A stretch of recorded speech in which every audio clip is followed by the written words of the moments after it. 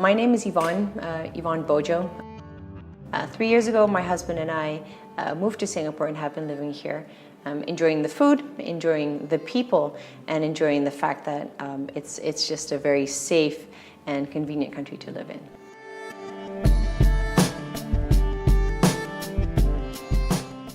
So I'm not a good person to ask this because I finished high school and didn't do anything else. I'm not a good example for what is necessary or what is not. Could I have done what I have done if I had gotten a college degree or followed up with university or master's? Perhaps. Can you do it without getting a college degree or a master's or university? Perhaps. No one knows. It's all about creating opportunities and grabbing opportunities. I do believe that following the structure of schooling helps you decide on what you want to do and what you're good at, to try to find your boundaries and see what interests you the most. So I think it's more of a process than it is a degree. The degree is, to me, merely a piece of paper that proves that you've gone through the process. But the process itself, whether you take it for 4 years or whether you go through a follow-up master's and do another 2 or another 4, it's however long a time that you need to find out what it is that you're passionate about. So about the future, I think if you look at the millennials, it's a completely different world. You were born and you grew up with laptops and tablets and smartphones. But that's not the case in every region. I was in Myanmar recently and went through villages on a bicycle where they only had electricity since a year. So they only had electricity available to them in their home for about 11 months. So imagine that these people, even if they had smartphones, they wouldn't even be able to charge them. So naturally, they didn't have smartphones either.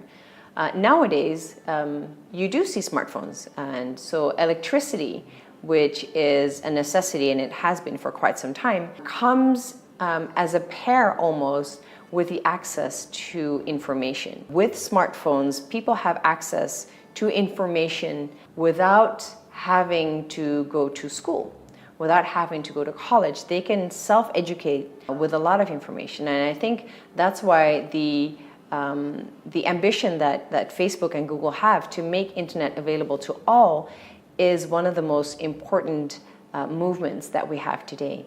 So looking at the future where hopefully not just half of the world's population, but hopefully all of the population in the world has access to internet, to be able to access information and to be able to communicate and to be able to evolve with technology would be available in the next maybe 10, 20 years. The flip side of that is that people are so involved with their screen that they lack social skills.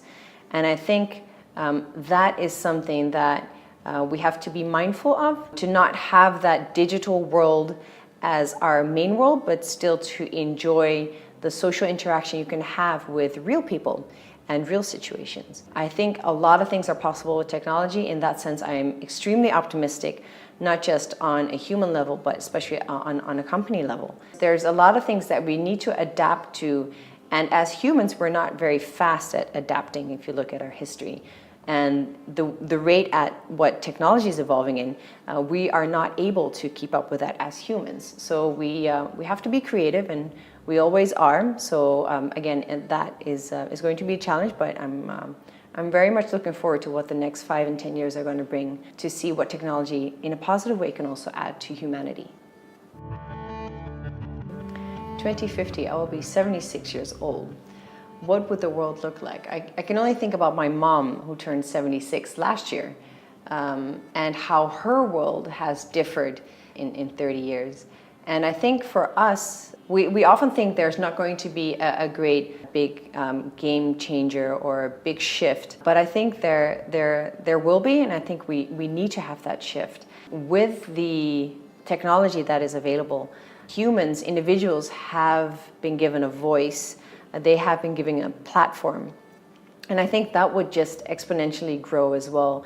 I hope that we will still have a lot of nature out there, that we will be more balanced when it comes to our consumerism and consumption, and that we will be prepared to give the generations that are still to come a beautiful planet without having robbed it and built plantations or data centers or major cities like China is building right now.